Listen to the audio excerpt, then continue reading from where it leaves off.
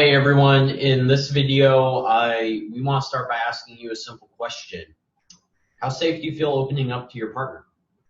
It's kind of an important question because, from one perspective, the strength of your relationship with another human can be measured by how safe and comfortable you feel opening up your true, authentic self to them and expressing yourself. Yeah, I've been in plenty of relationships in my adult life, and there is a marked difference between people that I feel like I cannot tell them what I'm going to do or what I'm thinking versus like someone that I feel that I can expose everything with and I won't be yelled at, judged, rejected. Yep. Like my ego goes down. Yeah. And, it's a funny thing too with what you just said, because those fears of being, rejected, yelled at, stigmatized, judged, those are all expectations that we have of the other person.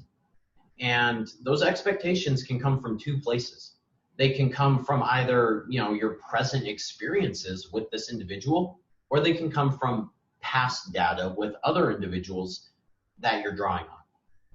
And so it leads you into this really kind of overlooked area where, in order to foster your authentic self and confidence with another person to be your authentic self with them, you need to both do inner work, and that other person needs to foster a healthy external environment for you.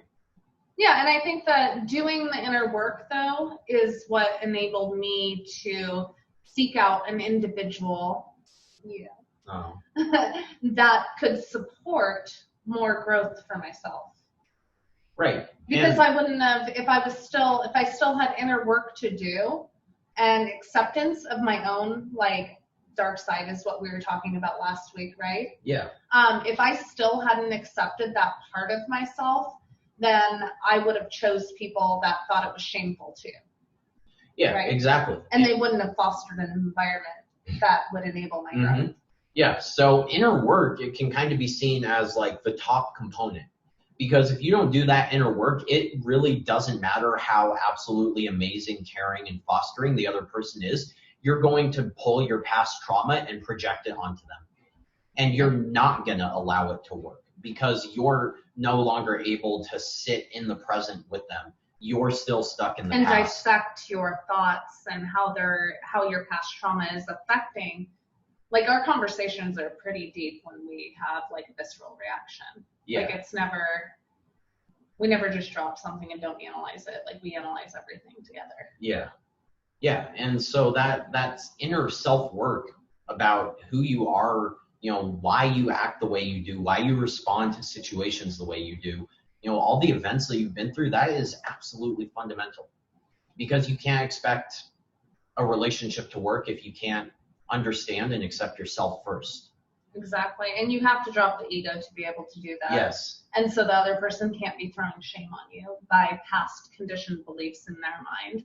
Like, that's something that I was very strategic about when I was dating, is I would not date people with that had heavy religious upbringings, because then they project it all on me and try to make me feel shameful when it's nothing that I'm doing that is shameful.